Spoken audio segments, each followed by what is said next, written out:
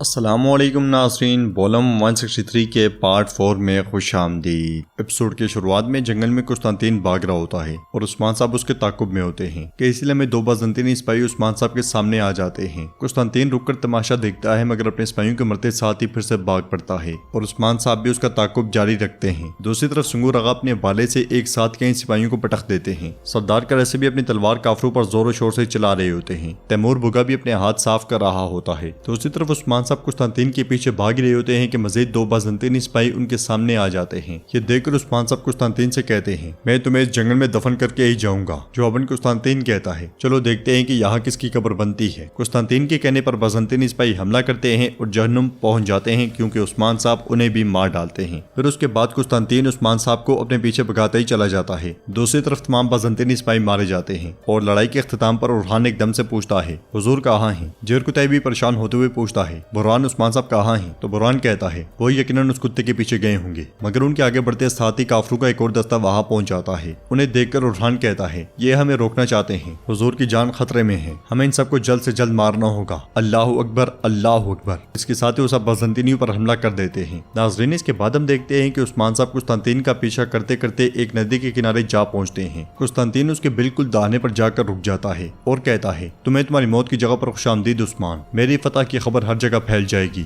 अजीम कुस्तांतीन पालियोरोगोस, उसने अजीम तुर्क कमांडर उस्मान को अपने हाथों से कत्ल कर दिया। तुम आखिरकार अब जमीन बोस हो जाओगे और मैं खड़ा रहूंगा। तो उस्मान साहब कहते हैं, हम याद रखे जाने के लिए नहीं लड़ते। बेशुमार जंगजू हैं जिन्होंने इन सरजमीनों के लिए अपना खून बहाया, ना तुम ना मैं। असल मसला यह है कि खड़ा कौन रहता है, बाज़ंतीन या तुर्कों की शानदार रियासत। कुस्तांतीन तलवार जमीन में गाड़ते हुए कहता है, कदीम रोम इन सरजमीनों में हमेशा मौजूद रहेगा, लेकिन तुम ये देखने के लिए जिंदा नहीं रहोगे उस्मान। ये कहते साथ ही वो तीरंदाजों को आवाज लगाता है तो अलेक्सियोस सिपाहियों की बड़ी तादाद के साथ सामने आता है। बाज़ंतीनी सिपाही उस्मान साहब पर तीर तान लेते हैं। ये देखकर उस्मान साहब उससे कहते हैं, तुमने बहादुरी के मैदान को फिर से गंदगी के मैदान में बदल दिया। हाँ, कुस्तांतीन हंसते हुए कहता है, बहादुरी गंदगी ये तो सिर्फ अल्फाज हैं उस्मान, जीतने वाले तारीख लिखेंगे। ये सुनते साथ ही उस्मान साहब खंजर और तलवार लेकर जैसे ही उसकी जानिब बढ़ते हैं तो दो तीर उस्मान साहब को आ लगते हैं। दोनों तीर उस्मान साहब तोड़ डालते हैं और एक बार फिर लड़ने के लिए तैयार हो जाते हैं। बाज़ंतीनी कई तीर उन पर बरसाते हैं मगर उस्मान साहब फुर्ती से दाएं बाएं ऊपर नीचे होकर बचते हैं, मगर खुद को बचाते बचाते वो बुलंदी के दाहिने पर जा पहुंचते हैं। अलेक्सियोस सिपाहियों के साथ उनके करीब से करीब तर होता जाता है। वो उस्मान साहब के गिर्द घेरा तंग करते जाते हैं, कोई रास्ता नहीं बचता।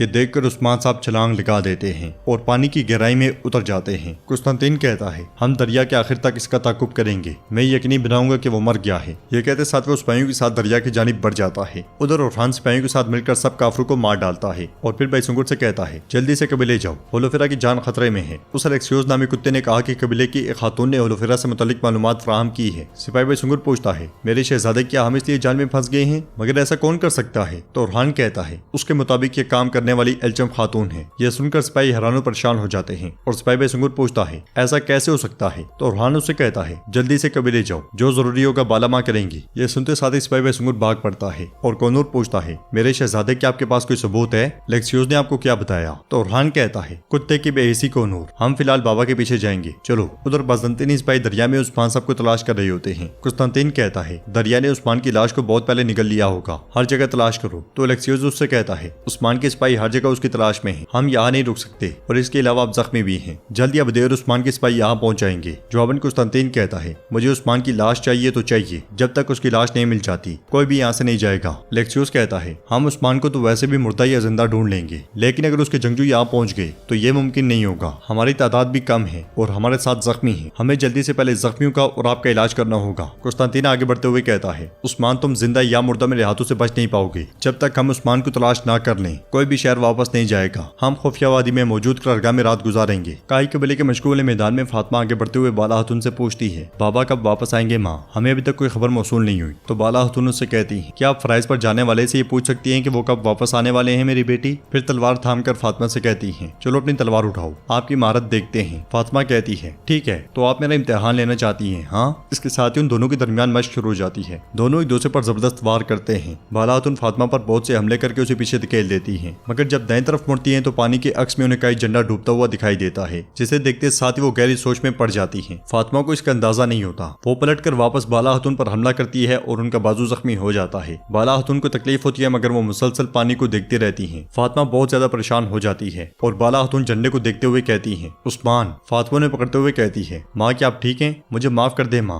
ये कहते साथ वो मरहम लेने भाग पड़ती है। उधर उस्मान साहब भी पानी में बेहोश पड़े होते हैं। इधर बाला खातून दुआ मांगते हुए कहती है, ऐ मेरे रब तो उस्मान और रुहान की हिफाजत फरमा, तो हमें इस जंग में फतह नसीब फरमा। फातिमा वापस आकर उनका जख्म बांधने लग जाती है और कहती है, मुझे माफ कर दे माँ, मुझे माफ कर दे। तो बाला खातून कहती है, मैं ठीक हूँ फातिमा, ये तुम्हारा कसूर नहीं था, कोई बात नहीं, मेरा दिल एकदम से घबरा गया था, मैं ठीक हूँ, डरो मत। ये कहते साथी उसे गले लगा लेती हैं। जंगल में उस्मान साहब के साथियों ने तलाश कर रहे होते हैं और हान कहता है, मेरे बाबा का अभी तक कोई नामो निशान नहीं है। तो सरदार कर ऐसे कहते हैं, हम उन्हें ढूंढ लेंगे। आगे बढ़ते हुए वो उन बाज़ंतीनियों की लाशों तक पहुंचते हैं जिन्हें उस्मान साहब ने मारा था। लाशें देखते हुए उरहान कहता है, कुस्तानतीन ने मेरे बाबा को जाल में फंसाया, अपनी आंखें अच्छे से खोलो सिपाहियों, हम मेरे बाबा को ढूंढ लेंगे। ये कहते साथ ही वो भाग पड़ते हैं। उधर उस्मान साहब दरिया में पड़े होते हैं। इसलिए में उस्मान साहब का अक्स वहां नमूदार होता है और जब वो पलट कर देखते हैं तो वहाँ पे यूनुस एमरे भी बैठे होते हैं जो कुछ बना रहे होते हैं। उस्मान साहब उनसे कहते हैं, लफ्जों के सुल्तान। यूनुस एमरे के साथ ही उस्मान साहब का घोड़ा अल्तुतान भी होता है। यूनुस एमरे उस्मान साहब से कहते हैं, आप एक नई जंग अजीम पर हैं उस्मान साहब। तो उस्मान साहब पूछते हैं, आप यहाँ क्या कर रहे हैं? जवाबन यूनुस एमरे कहते हैं, जमीन अल्लाह की है और आसमान अल्लाह का है, दरअसल ऐसी कोई चीज नहीं जो उसकी ना हो, हमें रिस्क से नवाजा जाता है जो वो हमें देता है, हम पहले संगीन गुनाह करते हैं और फिर तौबा करते हैं, आप बताएं आप यहाँ क्यों हैं? तो उस्मान साहब पानी में पड़े हुए अपने ही जिस्म को देखते हुए कहते हैं, ये रहा कुफार के जाल में फंसने वाला, जैसा कि आप देख सकते हैं अब ये यहाँ इस हाल में है। तो यूनुस एमरे कहते हैं, आप जाल में नहीं फंसे, जिस रास्ते पर आप मंजिल की तलाश में थे वहाँ एक जाल था, क्या मुश्किलात के बगैर मंजिल तक पहुँचना मुमकिन है?